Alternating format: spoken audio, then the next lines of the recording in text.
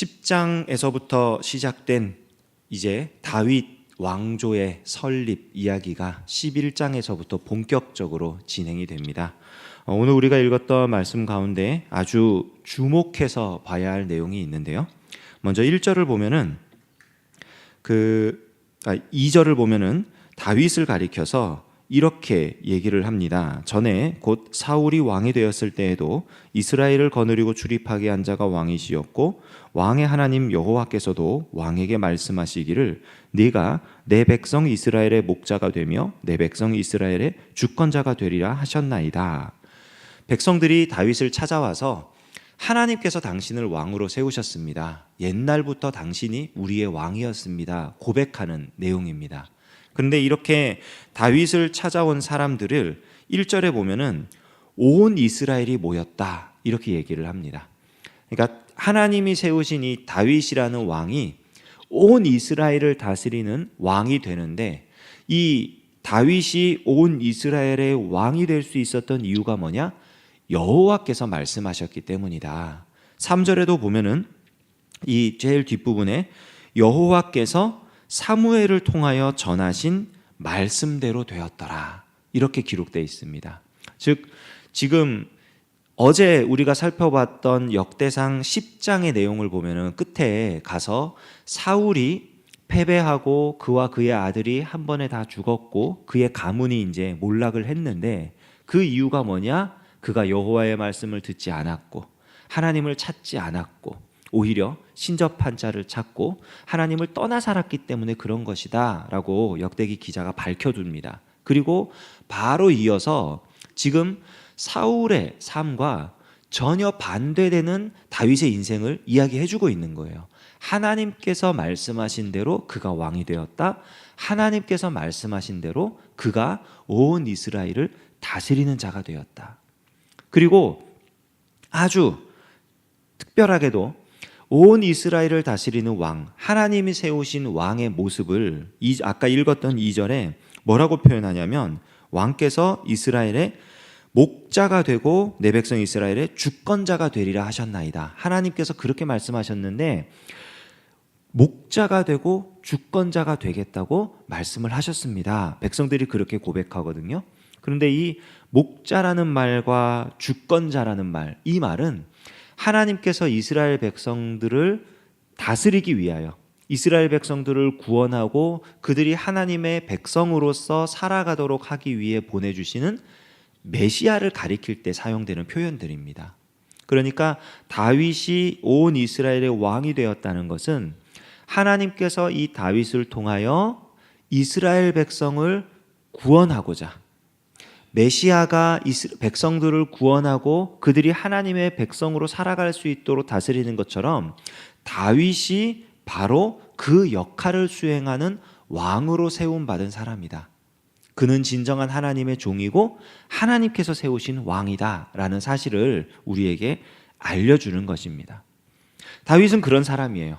하나님이 세우신 목자, 하나님이 세우신 주권자, 통치자, 하나님께서 말씀하신 대로 이스라엘 백성들을 구원해내야 하고 그리고 이스라엘 백성들이 하나님의 자녀로서 살아갈 수 있도록 다스리는 사람.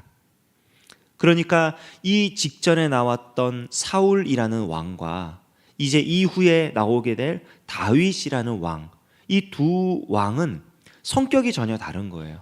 한 왕은 본인의 능력이 출중하고 탁월하고 좋은 가문에서 태어나서 그가 가진 능력을 인정받아 왕이 되었는데 자기 나라를 세우려다 결국 하나님이 그 자리를 패하셨고, 다윗은 하나님이 말씀하신 대로 하나님이 지정하신 역할을 수행하기 위하여 하나님의 말씀을 받들어 그 자리에서 직무를 수행하는데 하나님께서 그로 하여금 온 이스라엘의 주권자가 되고 목자가 되고 온 이스라엘을 다스리는 자로 세우셨다고 하는 이 두 이야기가 명확하게 대비되는 것입니다. 하나님이 우리 인생의 주관자라면, 하나님이 우리 인생의 주인이자면 우리 역시 다윗과 같은 삶을 살아야 할 줄 믿습니다. 하나님이 우리에게 말씀하신 대로 이루어 가시는 그 역사에 우리가 동참하며 하나님이 우리에게 주신 그 말씀대로 우리가 살아가며 하나님께서 우리에게 부여하신 그 역할들을 수행해 나갈 때 우리를 통해 하나님의 통치가 임하는 거예요. 다윗이 왕으로서 다스리지만 실제로 그 나라를 다스리는 분은 하나님이십니다. 사울이 이스라엘을 다스릴 때는 사울이 왕이었지만 다윗이 왕으로서 이스라엘을 다스릴 때는 그 나라의 진짜 주인이 누구냐? 하나님이신 거예요. 우리에게도 이 동일한 은혜가, 이 동일한 역사가 일어나기를 원합니다. 내가 내 인생의 주인이 되어서 내 삶을 만들어가는 것이 아니라 하나님께서 내 인생의 주인이 되어서 하나님이 이루고자 하시는 일들이 내 삶을 통해 이루어져 가기를.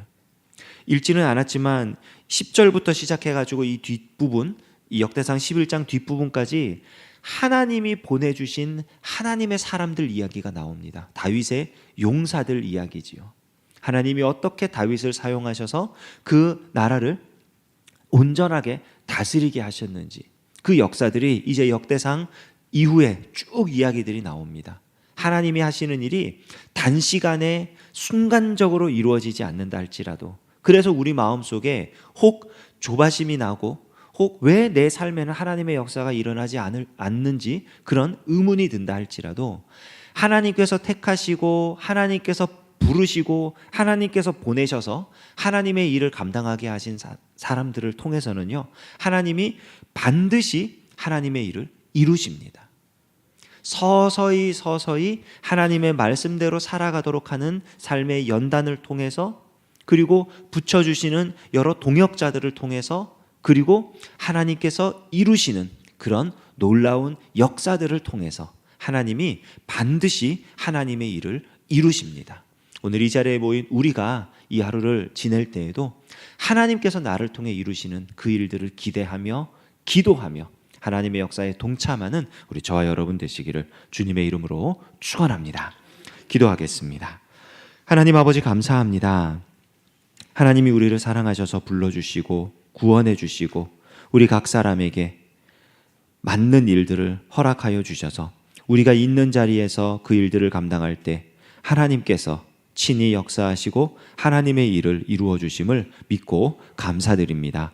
우리에게 주신 말씀을 우리가 굳게 붙잡게 하시고 다윗처럼 하나님의 일을 이루어가는 왕으로서, 하나님의 사람으로서 우리가 처한 상황 속에서, 우리의 환경 속에서 온전히 살아갈 수 있도록 역사하여 주시옵소서. 찬양으로 영광 돌린 제1권사회 우리 권사님들을 기억하여 주시고 우리 권사님들에게 건강을 더하시며 함께하여 주셔서 우리 권사님들 기도의 열매가 그들의 자녀와 손자 손녀들 가운데에 아름답게 맺혀질 수 있도록 역사하여 주시고 우리 권사님들의 삶 가운데 하나님이 동행하시는 큰 은혜를 더하여 주시옵소서.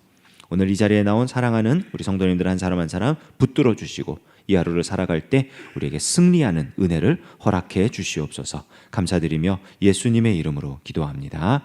아멘. 우리 주님 예수 그리스도의 은혜와 하나님 아버지의 무한하신 사랑하심과 성령의 교통 역사하심이 하나님이 주시는 말씀대로 우리에게 주어진 자리에서 하나님의 일을 이루며 살아가기를 소원하는 여기에 모인 사랑하는 주님의 백성들 가운데에 이제로부터 영원까지 함께 하시기를 간절히 축원하옵나이다. 아멘.